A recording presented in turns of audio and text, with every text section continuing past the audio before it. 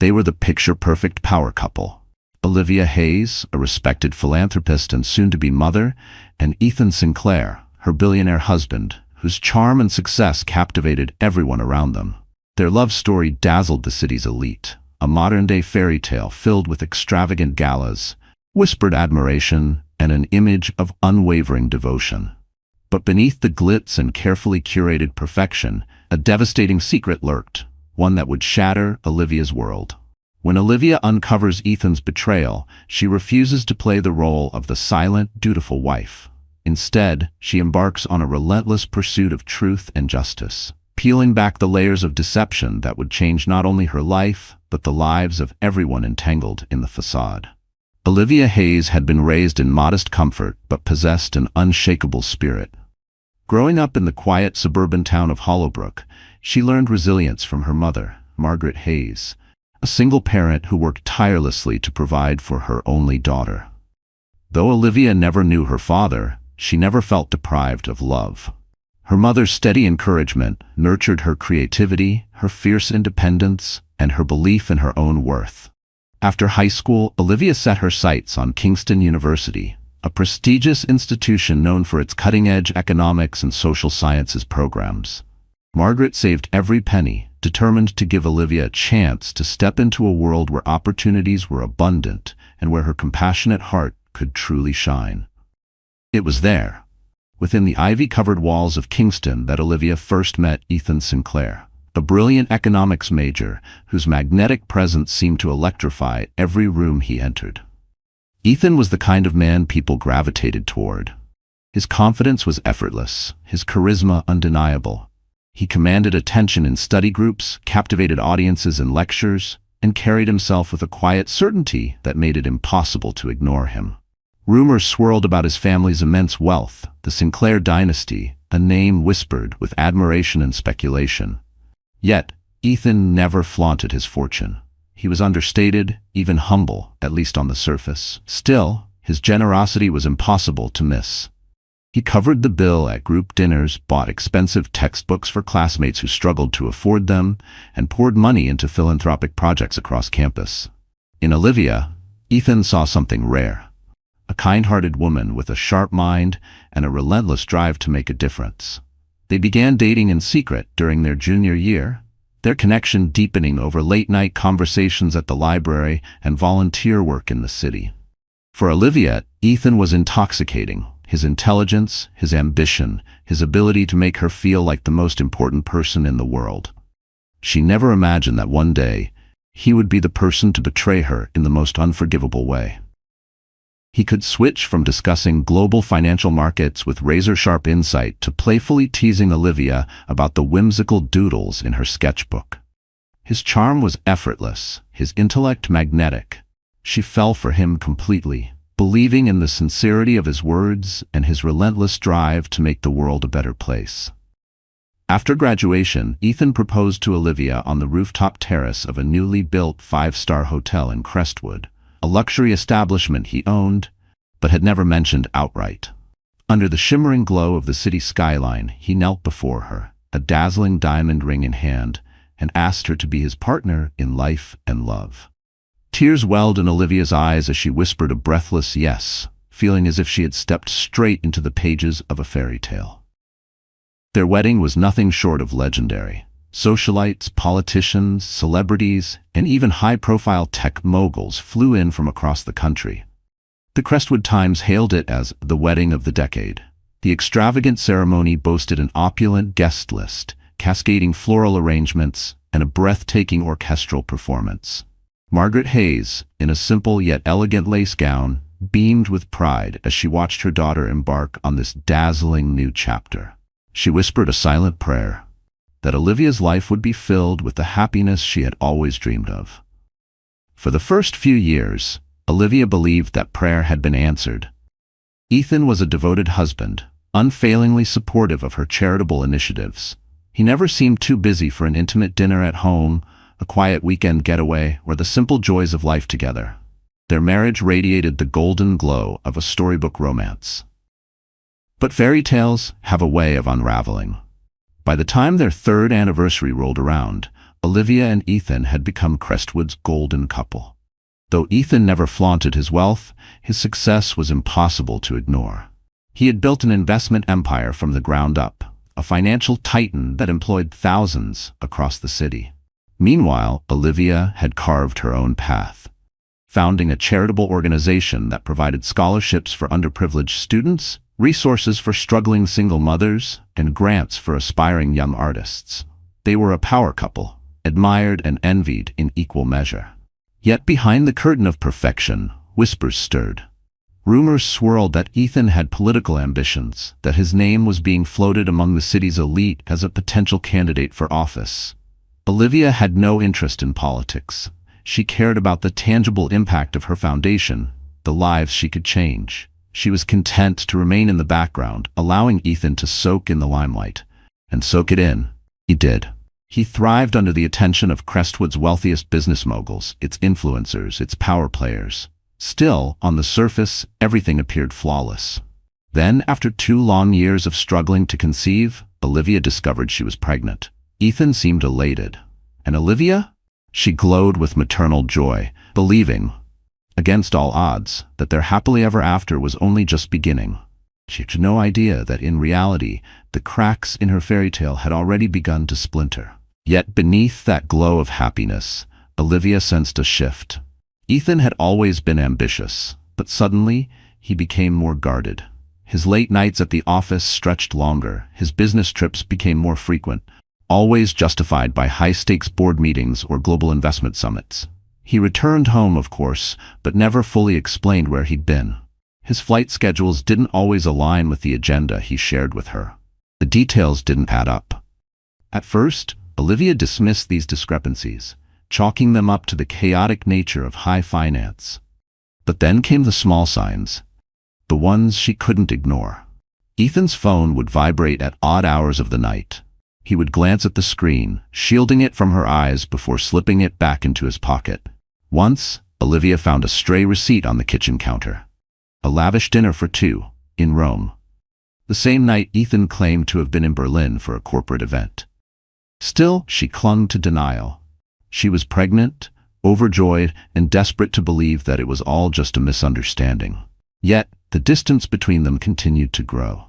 Ethan began to skip Olivia's charity functions, offering polite but vague excuses about business obligations.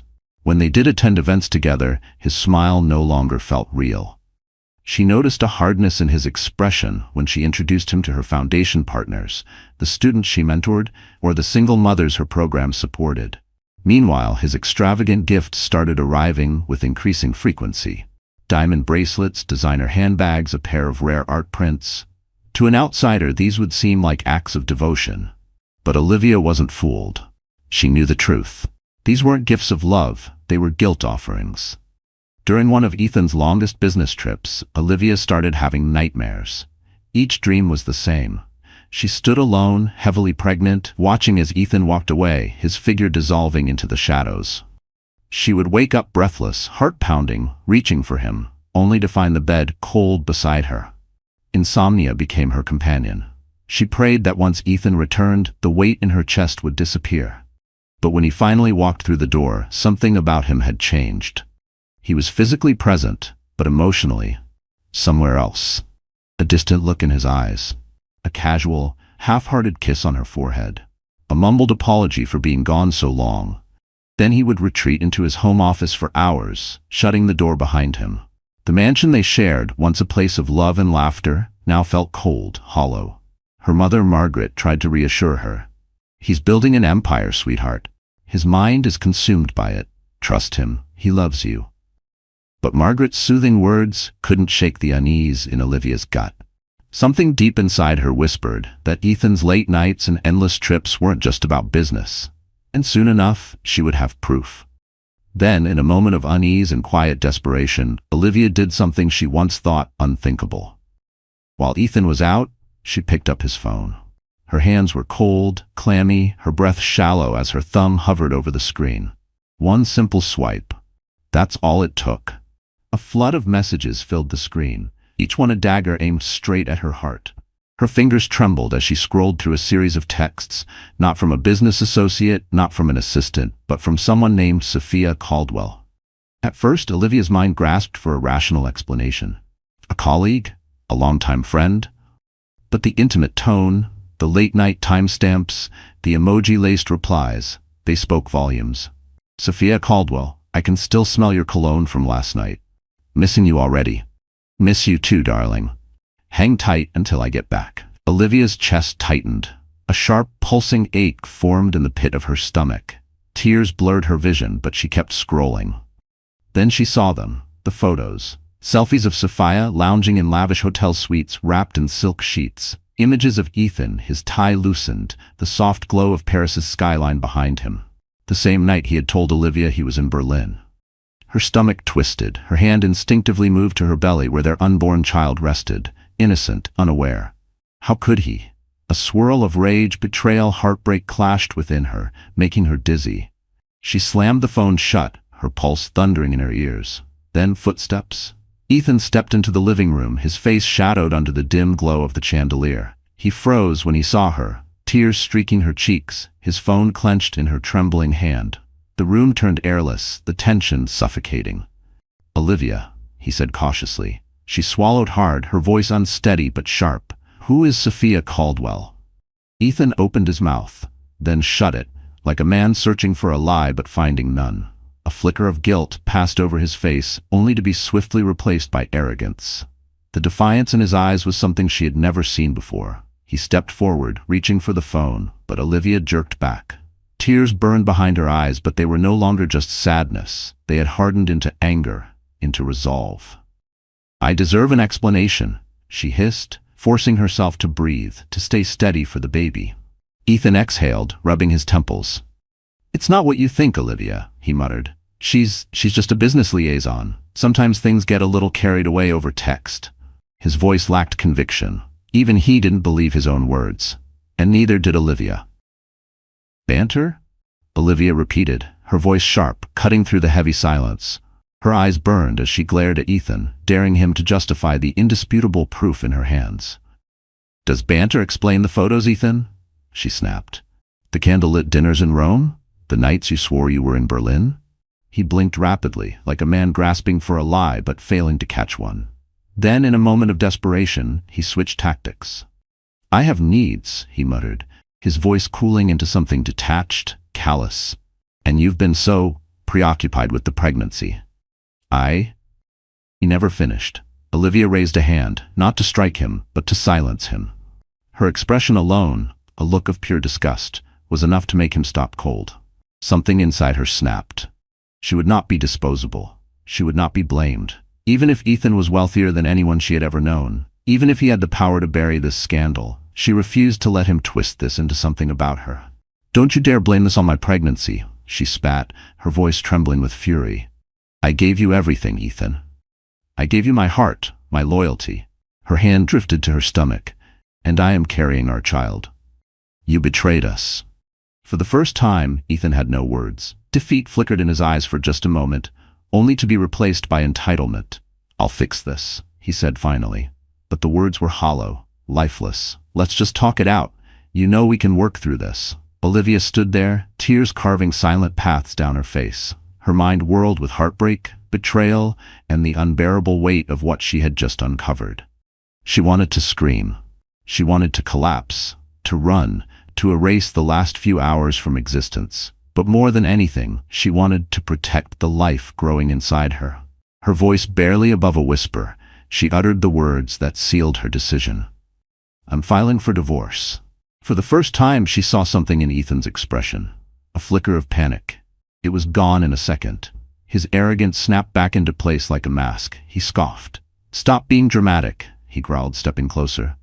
Let's be rational about this. We're the Sinclairs. We have an image to uphold. But Olivia backed away. This wasn't about image. This wasn't about some fairy tale life she was supposed to protect. This was about self-respect. This was about the child she carried. The lies. The charade. It was over. That night, Olivia barely slept. She sat awake in the guest bedroom, staring at the half-packed suitcase on the bed. Her hands trembled as she folded clothes, each item a reminder of the life she had built with Ethan. A life now tainted by betrayal. She looked down at her growing belly, gently tracing circles across her skin. Softly, she whispered a promise. "I will keep you safe." In the morning, Ethan knocked on her door. His voice was carefully neutral, as if pretending nothing had happened. "Olivia, I brought you breakfast." When she looked up, he was standing there, holding a plate of fruit and toast, as if a meal could erase the wreckage of what he had done. His expression was strained, yet determined, as if hoping that a single act of kindness could somehow erase his sins. "Let's talk," Ethan said. Olivia swallowed the lump in her throat, her voice sharper than steel. "About what?" she shot back. "How you lied to me, for who knows how long? How you tried to blame your affair on my pregnancy?" Ethan frowned, shaking his head in mock disappointment. "You misunderstood me," he muttered. "I'm not blaming you." Then, with an infuriating matter-of-fact arrogance, he added, "I just needed something you weren't giving me." A wave of disgust rolled through Olivia's stomach. Her eyes burned, but she refused to let the tears fall in front of him. She had given everything. "I was carrying our child, Ethan," she said, her voice unwavering. "I was physically exhausted, but I was still here. Every day. Building our life together. While you were out parading around the world with another woman." Ethan let out a frustrated sigh, rubbing his temples. "Fine. I made a mistake." Then, as if his betrayal could somehow be reframed, he added, "Let's be honest, Olivia. You enjoyed the lifestyle. The mansion, the vacations, the security. This doesn't have to end our marriage." "People in our circles, Olivia, they work through these things." She stared at him in disbelief. This was who he truly was. Not the man she had fallen in love with. Not the man she had built a life with. But a man who believed that money could excuse everything. That loyalty was conditional. That marriage was just another business deal to be negotiated. A deep, overwhelming sadness settled over her. Had she ever really known him? Or had she just believed in the illusion he carefully constructed? Finally, when she spoke, her voice was eerily calm. "I'm going to my mother's house." She picked up her purse, gripping it tightly. "Don't follow me." "I mean it." Ethan ran a frustrated hand through his hair, his jaw clenched. "We can't just—" "It's already done," Olivia cut in. She reached into her bag and held up a business card. A high-profile divorce attorney, recommended by Dr. Lauren Hayes, a psychologist she had once confided in. She had never imagined she would need it. And yet, here she was. Ethan's composure cracked. "Olivia, be reasonable," he muttered, panic flashing in his eyes for the first time. "The media will eat us alive. Do you have any idea how the board will react to a scandal?" But Olivia's expression hardened. Her voice was ice cold. "You should have thought about that before sleeping with Sophia Caldwell. This is the consequence. And I'd rather face the media storm than live a lie." For the first time, Olivia saw real fear in Ethan's eyes. Not fear of losing her, but fear of losing control, of losing his power, his business, his reputation, his carefully crafted public image. She could see it all playing out in his mind. The headlines, the whispers, the scandal, and for the first time, he was the one left standing in the wreckage. But Olivia, she was walking away. She had a child to protect and a life to rebuild. Let the tabloids write their stories. Let the world gossip. She would face it all, with her head held high. With trembling determination, Olivia grabbed her suitcase and brushed past Ethan, ignoring his pleas. She walked out of the mansion that had once felt like a dream. A fairy tale turned nightmare. Stepping into her car, she hesitated for a brief second, glancing in the rearview mirror. The Sinclair estate stood behind her, massive, luxurious, a symbol of everything she was leaving behind. But now, all she could see was its emptiness, its coldness. A far cry from the warmth and security she had once convinced herself existed within its walls. She closed her eyes for a brief moment. Then, without another glance, she turned the ignition and merged into the busy streets of Crestwood, forging a new path for herself and her unborn child. The drive felt longer than it should have. But when Olivia finally pulled into the driveway of her mother's modest home, she felt something she hadn't in a long time: relief. The contrast was stark. Margaret Hayes's small, cozy bungalow was worlds apart from Ethan's palatial estate. And yet, this was where she belonged. Not in a marble mansion filled with deceit, but here, surrounded by memories of simpler times. by a warmth that money could never buy. The front door swung open before Olivia could even step out of the car. Margaret's eyes landed on her daughter's tear-streaked face, and within seconds, she was rushing outside. "My baby," she murmured, pulling Olivia into a tight hug, and in that embrace, Olivia broke down. The tears came hard and fast, a flood of emotion she had tried so desperately to contain. Sobs racked her body as she clung to her mother, the weight of betrayal, heartbreak, and exhaustion finally crashing down on her. Inside, they sat together on the worn floral couch, the one Olivia had curled up on as a child, and through broken whispers, she told her mother everything. The affair, the lies, the texts, her decision to file for divorce. Margaret listened, her expression shifting between sorrow and steely resolve. When Olivia finished, her mother reached over and took her hand, squeezing it tightly. "I don't care what happens next," Margaret said. "I'm with you every step of the way." And she meant it. Without hesitation, she cleared out the old guest room, making it a safe space for Olivia. She even brought in a rocking chair, one she had kept in storage for years, an heirloom from Olivia's grandmother. The sight of it made Olivia's chest tighten. She teared up again, but this time it wasn't from grief. It was resolve, because she wasn't alone. She had her mother. She had her unborn child. And she had a future, still unwritten, but hers to create. Meanwhile, in Crestwood, the whispers had already begun. Ethan's business associates heard the rumors. Olivia Hayes had left him, and the world was watching. Some believed it was just a lover's spat. Others suspected something far more serious. The Crestwood Gazette attempted to contact Olivia for a statement. She ignored their calls. She wasn't interested in feeding the media circus. Her focus was on her well-being, on her baby. Meanwhile, Ethan's attempts to reach her grew more frequent and more desperate. Voicemail after voicemail, half-hearted apologies, thinly veiled panic, and of course, the constant reminders of the public relations nightmare they were both facing. Olivia didn't care. She deleted most of them without listening fully. She had no interest in helping Ethan salvage his reputation. That was his problem, not hers. A few days later, Olivia sat across from Jocelyn Maxwell, the attorney recommended by Dr. Lauren Hayes. Jocelyn was petite but had a sharp gaze that suggested nothing got past her. She was known for handling high-profile divorces with ruthless precision. The sleek downtown office was intimidating, but Olivia held her ground. She recounted everything: the affair, the manipulations, the pregnancy, and the tactics she knew Ethan would use to protect himself. Jocelyn listened intently, jotting down notes, occasionally asking pointed questions. When Olivia finished, Jocelyn leaned back in her chair, fingers steepled. "First," she said, "I'm sorry you're going through this. Second, you are absolutely entitled to full legal protection here. Ethan is a billionaire. We are going to seek a settlement that protects your interests and secures your child's future." Olivia swallowed her nerves. "I'm not after revenge," she admitted. "I just want to be free from him. I need enough security to raise my baby. I've seen how he manipulates situations and I need to make sure we're safe." Jocelyn gave a firm, resolute nod. "I understand completely. I'll file the divorce papers. I'll also contact Ethan's legal team. He will likely try to pressure you into a quick settlement, something that protects him and keeps you silent. Don't sign anything without my approval." For the first time in weeks, Olivia felt something shift inside her.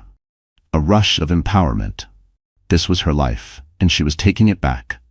The storm was just beginning.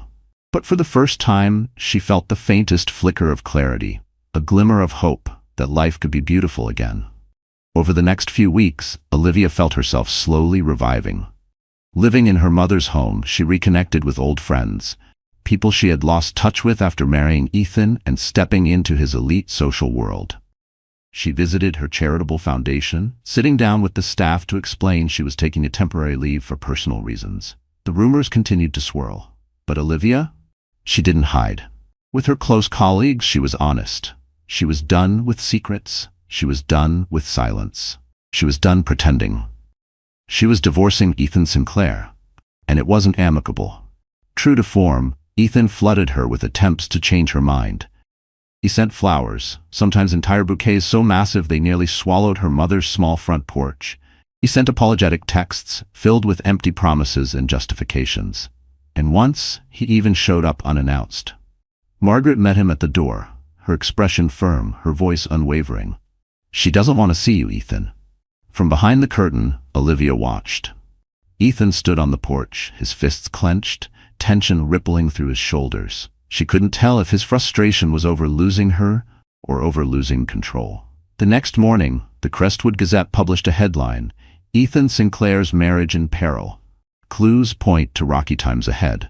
The article hinted at infidelity, but never confirmed it outright. Still, seeing her private heartbreak become public fodder was a gut punch. But Olivia reminded herself why she had chosen this path. The path of honesty. The path of self-respect. The media storm was just an unfortunate byproduct. During her downtime, Olivia focused on nourishing her mind and body. She took slow walks around the quiet streets of Hollowbrook, gazing at the familiar houses she had once raced past as a child. It wasn't glamorous, but it offered her something Ethan's world never could: a sense of belonging. She prepared healthy meals, determined to give her unborn child the best start possible. And one day, unexpectedly, she ran into Jacob Morrison, an old classmate from high school. Jacob had been a close friend, someone who had known her before her world became wrapped in wealth, power, and deception. Now he worked at a local community center, running programs for at-risk youth. The moment he saw her, recognition flashed in his eyes. After a bit of small talk, his face softened with concern. "I heard you moved back," he said gently. "Is everything okay?" Olivia took a deep breath. She hadn't expected to run into someone who had known her before Ethan, before the mansion, before the headlines. "I'm going through a separation," she admitted, "and it's complicated." Jacob's gaze briefly flicked to her pregnant belly, then back to her face. And then, without pity, without any ulterior motive, he simply smiled. "I'm sorry to hear that. If you ever need a friend or just a place to breathe, the community center is always open. We've got yoga classes, cooking demos. Sometimes it's just nice to be around people doing good things." His sincerity caught Olivia off guard. It had been so long since she had felt genuine friendship, uncomplicated by money, power, or expectations. Before she could stop herself, she agreed to visit the center. And when she did, she saw something she hadn't seen in a long time. Children laughing, teenagers painting murals, volunteers teaching life skills. A world that was simple, kind, and real. A world she wanted to be a part of again. She felt a spark of inspiration, a reminder of her own passion for helping others. As the days turned into weeks, Olivia focused on building a new routine. She refused to let her pregnancy be overshadowed by Ethan's betrayal. Instead, she poured herself into taking control of her life. She researched prenatal care options in Hollowbrook, ultimately choosing a small but highly reputable clinic, one that catered to everyday families, rather than the exclusive, high-end private hospital Ethan had once insisted upon. Surrounded by ordinary people facing real struggles, Olivia felt grounded. And unbeknownst to her, something was shifting in the air. Events were aligning. A new source of hope was about to enter her life, one that might just lead her toward the love she never thought she'd find again. Several weeks into her new routine, Jacob invited Olivia to attend a fundraising gala at the community center. The event was meant to raise money for after-school programs and career training initiatives. At first, Olivia hesitated, partly because her energy levels dipped some days, but also because public gatherings reminded her of her old life with Ethan. The flashing cameras, the stiff, forced conversations, the mask she had worn for so long. But Jacob's genuine enthusiasm and the importance of the cause convinced her to go.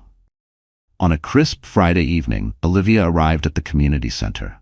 To her surprise, it had been transformed into a warm, lively venue. The decorations were modest but heartfelt. Colorful banners, homemade centerpieces, and a small stage where local youth performed music numbers. She noticed the differences immediately. This was nothing like Ethan's lavish soirees with crystal chandeliers and ice sculptures. There were no black-tie dress codes, no empty displays of wealth. Here, people wore simple but stylish outfits, more concerned with the cause than with appearances. And for the first time in a long time, Olivia felt comfortable. Jacob greeted her warmly, introducing her to the staff and volunteers. Then at one point, he gestured to a tall, well-built man with kind gray eyes. "Olivia, meet Carter Harrington," Jacob said. "He's been a major donor and mentor for our entrepreneurship program." Carter extended a hand with a friendly smile. Olivia recognized the name immediately. She had once read about him in a philanthropic newsletter, a man known for quietly funding grassroots education programs. He had done exceptionally well in the tech industry, but had avoided the limelight, choosing instead to keep his philanthropic work under the radar. "Pleasure to meet you, Olivia," Carter said, his gaze briefly drifting to her baby bump. He motioned toward a nearby seat. "Can I get you anything? Water? Maybe some food?" She let out a soft laugh. "I'm fine, thank you. Just a little winded from walking around." Carter nodded, then asked, "Jacob tells me you have a passion for philanthropy. Are you involved in the Crestwood philanthropic circuit? I feel like I've seen your name before." For a brief moment, Olivia hesitated. Her eyes flicked to Jacob. Had he told Carter about her situation? Had the rumors already reached him? Taking a breath, she answered honestly, "I was, until recently." And in that moment, for the first time in weeks, she felt like herself again. "I'm focusing on a more personal level now," Olivia said, offering a small smile, "especially with the baby on the way. But maybe sometime I can tell you about the educational scholarship programs I used to run." Carter's eyes lit up with genuine interest. "I'd like that very much," he said. Throughout the evening, Olivia watched Carter as he moved effortlessly among the crowd, greeting donors and encouraging them to support the center. But unlike the men she had known in Ethan's world, Carter wasn't flashy. There were no arrogant displays of wealth, no boasting. Instead, he shared stories about the kids he had mentored, the progress they had made, the challenges they had faced and overcome. It was refreshing, so different from the calculated, high-society performances she had once endured. Later, as the event wound down, Jacob pulled her aside, a knowing smile playing on his lips. "Carter asked if you're free for coffee sometime," he murmured, raising his eyebrows playfully. Olivia laughed, but felt the heat of a soft blush creeping up her cheeks. She reminded herself, she was in the middle of a divorce, pregnant with another man's child. The last thing she needed was romantic complications. And yet, she couldn't deny that she felt a certain ease around Carter. Perhaps it was his unpretentious nature, or the genuine kindness in his eyes. He didn't look at her like a scandal-ridden socialite. He looked at her like a person. And that felt good. As she prepared to leave, Carter approached her with a gentle smile. "I hope tonight wasn't too overwhelming. I know how these events can get." Olivia shook her head. "No, actually, it was wonderful," she admitted. "It reminded me why I loved philanthropy in the first place." Carter hesitated for a moment, then said, "If you ever want to exchange ideas about helping the community, maybe over a cup of tea or coffee, I'd be happy to." And then he left it at that. No pressure, no expectations, just an invitation, a small space for her to decide. For the first time in a long time, Olivia felt something stir inside her. A quiet spark, something missing for far too long. "I'd like that, Carter," she said softly. And just like that, a small but undeniable shift began. But as Olivia cautiously explored this growing friendship, Ethan was making his next move. Through his lawyers, he launched a series of aggressive counteractions to regain control of the situation. He contested nearly every clause in Olivia's initial divorce filing. He insisted on strict privacy clauses, ones that would forbid her from ever speaking publicly about his affair. And most shocking of all, he demanded shared custody of the unborn child. Even though Olivia's legal team argued that custody arrangements for an unborn child were premature, the relentless legal battles weighed heavily on her mind. She met with Jocelyn Maxwell often, reviewing every new motion Ethan's team filed. Jocelyn, always cool and composed, reassured Olivia. "Don't worry. This is a standard intimidation tactic in high-stakes divorces." But Olivia couldn't help feeling distressed. Every legal threat was a reminder of Ethan's power. And every court filing felt like a fresh wound, reopening the heartbreak he had caused. One afternoon, as Olivia stepped out of Jocelyn's office, she froze. Ethan was waiting in the parking lot. He stood beside his sleek black luxury sedan, arms folded, face etched with determination. Her heart skipped a beat, but she quickly squared her shoulders. She refused to be intimidated. Ethan approached her calmly, though there was a barely contained edge to his voice. "We need to talk," he said. Olivia shook her head. "We have nothing to talk about. Let my lawyer handle it." His jaw tightened, his eyes flashing with anger. "Don't be so stubborn," he snapped. I'm offering you a settlement that will make you more than comfortable. I've instructed my team to ensure you receive a generous payout and child support." Then, with careful precision, he added, "All I'm asking is that you sign a non-disclosure agreement about everything that happened." Olivia's stomach twisted. She understood exactly what he meant. This wasn't about making things right. Ethan wanted to protect his public image at all costs. If she signed that NDA, she would be legally bound to never speak about his affair, his deception, the trauma he had inflicted upon her. Olivia met his gaze head-on. "I'm not for sale, Ethan." For the first time, frustration flashed across his face. Something real, something desperate. "Damn it, Olivia, don't make this harder than it has to be," he growled. "You know how the press will spin this. They'll tear us both apart." She inhaled sharply. Her voice trembled, but her resolve did not waver. "Let them. I'd rather speak my truth than live a lie." For a brief second, his composure cracked. His eyes flickered, a strange mix of regret and defiance. But before he could retort, the office door swung open. Jocelyn stepped out, her sharp gaze pinning Ethan in place. "Mr. Sinclair," she said coolly, "your presence here constitutes harassment. Please refrain from contacting my client outside of legal channels." Ethan's face hardened. With a scowl, he turned away. Olivia watched as he slid into his car, gripping the steering wheel too tightly. For a fleeting moment, she caught a glimpse of the man she had once loved. Confident, proud, certain of his power. But now he was bristling at the loss of control. With a final roar of the engine, he sped away. And Olivia? She stood her ground, unshaken, unbreakable. Jocelyn placed a reassuring hand on Olivia's shoulder. "He won't give up easily," she warned, her voice steady. "But you have the law on your side. Don't let him bully you." Olivia nodded, though tears threatened to spill. She swallowed hard, reminding herself she wasn't alone in this battle. She had her family, she had her lawyer, and she had a growing circle of new allies. But most importantly, she had herself and an unwavering drive to protect the life growing inside her. Amidst the legal chaos, Olivia found solace in the moments she spent with Carter. What started as a one-time coffee meetup slowly turned into a regular pattern. Once a week, they would grab lunch or tea at a quaint little cafe near the community center. Sometimes they'd discuss fundraising ideas, or Olivia would share her experiences running her former foundation. Other times, they simply talked about life. Favorite books, childhood memories, random hobbies. Each conversation felt like a breath of fresh air. Carter had an easygoing warmth, a presence that made Olivia feel safe. He often asked about the baby. "How are you feeling? Do you need anything?" But unlike Ethan, he never tried to overshadow her or fix her problems with money. Instead, he simply listened, offering thoughtful suggestions only when asked. At first, Olivia tried to maintain an emotional distance. She was aware of her vulnerabilities, newly separated, pregnant, legally entangled in a high-profile divorce. The last thing she wanted was to fall into a rebound relationship.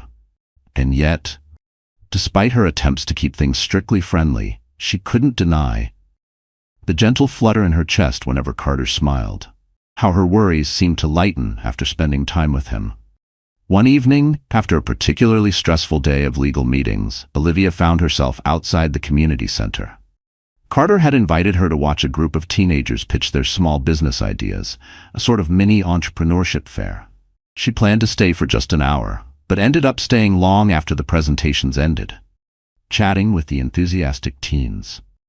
They reminded her of herself years ago, idealistic, hopeful, longing to make a difference. Afterward, Carter walked her to her car. A cool breeze rustled the leaves overhead. Olivia hugged her coat around her belly, feeling Carter's concerned gaze on her. "I'm okay," she said softly. "Just tired." He nodded, his expression kind. "I can drive you home if you need." She smiled, touched by his offer. "I have my car, but thank you, Carter." And for the first time in a long while, she felt lighter. Not because her troubles were gone, but because, for the first time in a long time, she didn't feel like she was facing them alone. Carter hesitated, then reached into his pocket, pulling out a small silver keychain shaped like a sunflower. "I got this at a crafts fair recently," he said, his voice slightly sheepish. "It reminded me of you, your optimism. I guess it's just a token, but I thought maybe it'd bring you a little cheer." The gesture was simple, yet it meant more to Olivia than he could have known. She gently took the keychain, tears pricking the corners of her eyes. "It's beautiful," she whispered. "Thank you." For a moment, they stood there, bathed in the soft glow of a street lamp, the night quiet around them. Olivia's heartbeat quickened. There was an unspoken connection, a tenderness that went beyond friendship, but she also felt the weight of reality pressing down on her. She was still married, still pregnant, still caught in the whirlwind of a scandal. So she simply smiled softly, whispered her thanks, and got into her car. As she drove home, the silver sunflower keychain glinted on the seat beside her. A small symbol of hope. That maybe, just maybe, there was a second chance for happiness waiting for her. After all of this heartache, weeks turned into a month, and Olivia's pregnancy advanced steadily. She felt the baby kicking now. A comforting reminder that amidst all the turmoil, a new life was forming. A life she vowed to protect at any cost. But as the date for the divorce hearing loomed, tensions escalated on all fronts. Ethan's lawyers used every tactic in the book. They accused Olivia of trying to alienate the unborn child from its father. They insinuated that she was emotionally unstable. They even hinted that Ethan might fight for full custody once the baby was born. Olivia's legal team fought back just as hard. They presented evidence of Ethan's affair, his prolonged absences, and his questionable behavior. This wasn't about a father wanting to be present. This was about control, and Olivia refused to let him win. The hearing took place in a grand courtroom in downtown Crestwood. Outside, media cameras swarmed, capturing every arrival. As Jocelyn pulled up, Olivia took a deep breath. One hand rested on her belly, the other clung to Jocelyn's arm for support. As she stepped out of the car, reporters shouted questions, cameras flashing. She kept her gaze down, refusing to engage. She was here to fight for her future. Inside, Ethan was already seated at the defendant's table, flanked by two expensive-looking attorneys. He gave Olivia a curt nod as she entered, but his expression was grim. Gone was any trace of the affectionate husband she had once known. This was a battle now, and he was ready to fight dirty. The judge, a stern woman with a reputation for fairness, called the session to order. Jocelyn presented a compelling argument. Olivia deserved a fair settlement given Ethan's massive assets. Any custody arrangement should be made with the child's best interests in mind. And most importantly, the baby wasn't even born yet. But Olivia knew. This was just the beginning, and she would have to fight harder than ever to win. The baby was born. Linda collapsed back against the hospital bed, her body exhausted, her mind overwhelmed, but her heart full.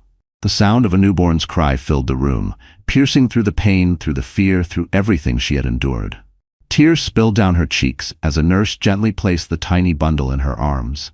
A rush of love, fierce and unbreakable, surged through her. This was what she had fought for. This small, perfect life, her child, her new beginning. Catherine sobbed softly beside her, stroking Linda's hair. "You did it, sweetheart," she whispered. Linda smiled through her tears, her gaze locked on her baby. "We did it." 2 weeks earlier, in the courtroom, Jocelyn had delivered a powerful argument, citing not only Andrew's infidelity but the emotional distress Linda had suffered due to his actions. Andrew's lead attorney dismissed the claims, insisting that his personal affairs were irrelevant to his ability to parent. Mr. Morgan has the financial means to provide a stable life for the child, something Ms. Parker cannot match independently. Then, in a veiled attack, he suggested that Linda was being manipulated by lawyers looking for a payday. Through it all, Linda remained composed, even as her heart pounded in her chest. She refused to let Andrew's team paint her as a gold digger or an unfit mother. She had her truth, and she clung to it. After hours of back-and-forth arguments, the judge delivered her preliminary ruling. Linda was entitled to a substantial settlement, given the nature of her marriage and Andrew's admitted infidelity. Any custody decisions would be tabled until after the baby was born. Both parents were expected to prioritize the child's well-being over their own reputations. Andrew's attorney bristled, but the gavel came down, ending the discussion. A weight lifted from Linda's chest. The divorce wasn't finalized that day, but the judge's decision signaled victory.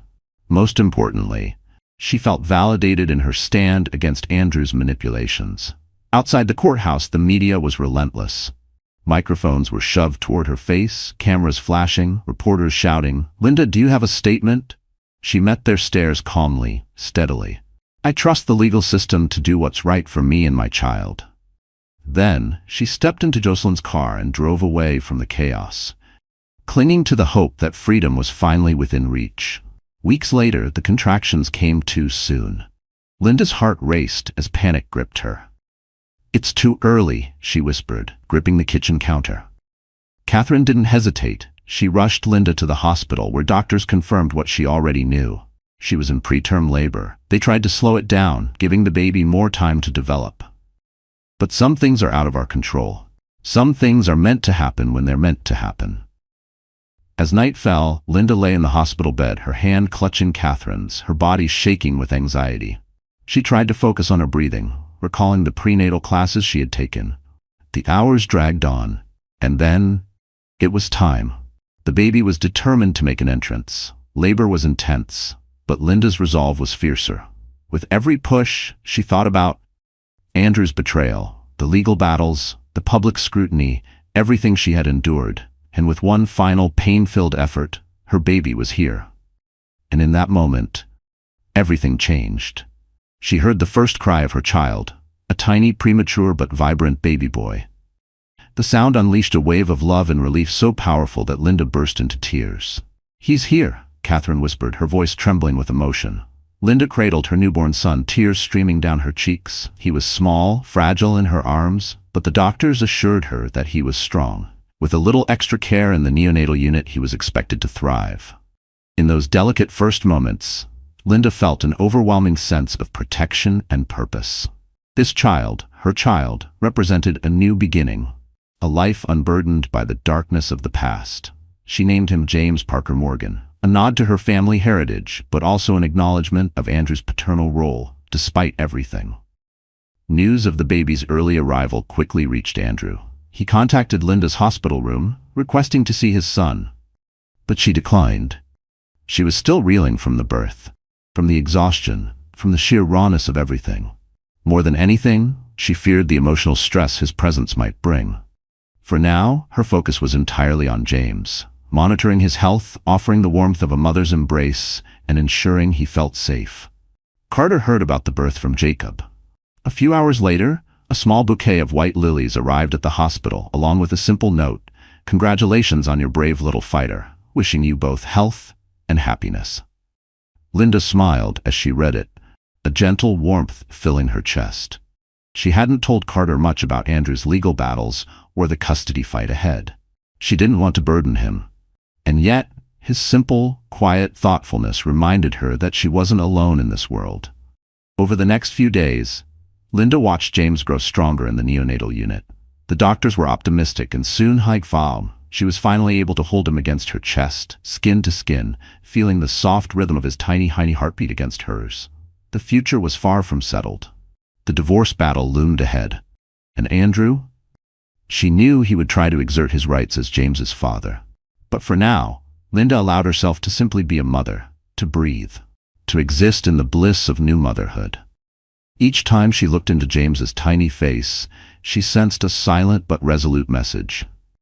We survived this, and we will continue to rise above whatever comes next. The months that followed, life gradually settled into a new rhythm. Linda remained at her mother's house, adjusting to the joys and challenges of caring for a newborn. The legal battle with Andrew dragged on, his attorneys continuing to press for custody arrangements. But every time Linda looked into James's wide, curious eyes, she felt a renewed strength. She would fight for him. She would protect him, no matter what it took. Carter, ever mindful of Linda's delicate situation, kept a respectful distance. But still, he checked in regularly. He sent encouraging texts. He left small surprises on the front porch. A book on parenting, a box of herbal tea, a note reminding her that she was doing an incredible job. Nothing overbearing, nothing that felt like an obligation. Just kindness. And in those quiet moments, Linda realized something. She wasn't just fighting for freedom. She wasn't just reclaiming her life. She was slowly stepping towards something new. Something that felt like peace. Something that, just maybe, felt like hope.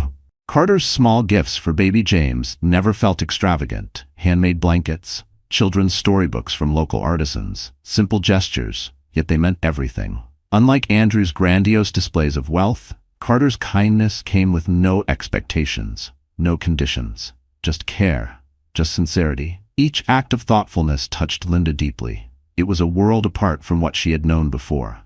As Linda regained her strength, she gradually resumed her community work. She began volunteering again at the local center, sometimes even bringing James in his stroller. The teenagers who had once stood before her pitching their business ideas were thrilled to meet him. They gathered around, gazing at his tiny face, waving playfully. Jacob teased her often. "I think you've got the youngest fan club in town, Linda." She only laughed, relishing these wholesome connections. For the first time in a long while, she felt truly at home. One crisp autumn afternoon, Carter arrived at the community center with an announcement. A new initiative, a tech-based scholarship program for young entrepreneurs. Linda sat at the back of the room, James nestled in her arms, listening intently. As Carter spoke, he emphasized the power of mentorship, of bridging gaps in resources, of nurturing ambition in underserved communities. Linda couldn't help but notice.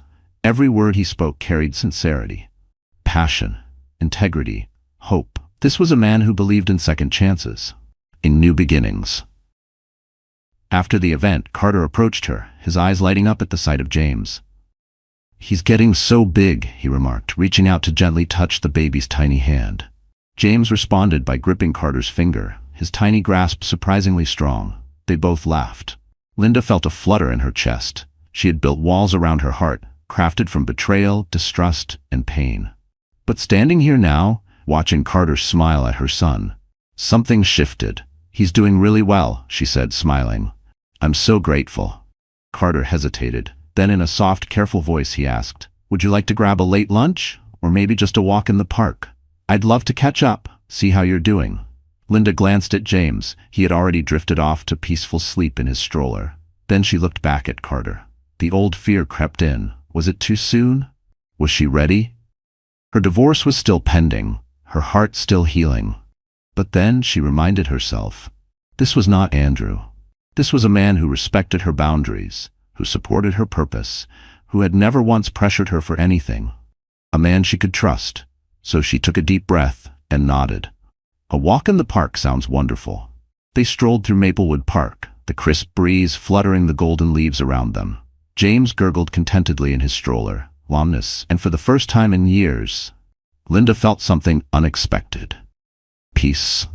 As they walked through the quiet park, Linda finally let herself open up. She spoke about her worries, about raising James alone, about the custody battle still looming over her, about her fear that Andrew might use his wealth to manipulate the legal system. Carter didn't try to fix it. He didn't offer empty reassurances. He simply listened, with understanding, with kindness, with empathy. And in that gentle moment, as Linda watched Carter interact warmly with her son, something shifted inside her. She no longer felt weighed down by Andrew's betrayal. Her divorce wasn't finalized yet. There were still battles ahead. But she had come so far from the broken woman who had once discovered those damning texts on Andrew's phone. She had rebuilt herself. She had found a better love, not just someone to romanticize her, but someone who proved through action that kindness and authenticity still existed in this world. As the sun dipped below the horizon, painting the sky in soft shades of pink and gold, Carter turned to her, his eyes warm, steady. "I care about you, Linda." His voice was gentle, certain. "I'm not pushing you for anything more than friendship right now. But I want you to know I'm here, for you, for James, whenever you need me." A tender warmth coursed through her. Without overthinking it, she reached out, squeezing his hand, her voice soft with gratitude. "Thank you, Carter." A pause. Then, "I care about you too." In that quiet confession, Linda took a leap of faith. Not just toward Carter, but toward a brighter future. A future not defined by betrayal and heartbreak, but by hope, by resilience, by the promise of genuine love. She had walked through the fire, and she had come out stronger on the other side, ready to embrace whatever life held for her and her precious son. Thank you for following Linda's journey, a story marked by betrayal and heartbreak, yet ultimately illuminated by courage, hope, and the discovery of love. If you've been captivated by this drama of high-stakes infidelity, hidden secrets, and a mother fighting for her child's future, we invite you to show your support. Like this video. Share it with your friends who love dramatic, real-life fiction. Subscribe to our channel for more riveting stories of survival, transformation, and unstoppable resilience. Your engagement helps us continue bringing you powerful narratives. Stories that remind us, no matter how dark the road may seem, there is always a new dawn waiting on the horizon. Stay tuned, stay hopeful, and never forget, you deserve a love that honors you exactly as you are.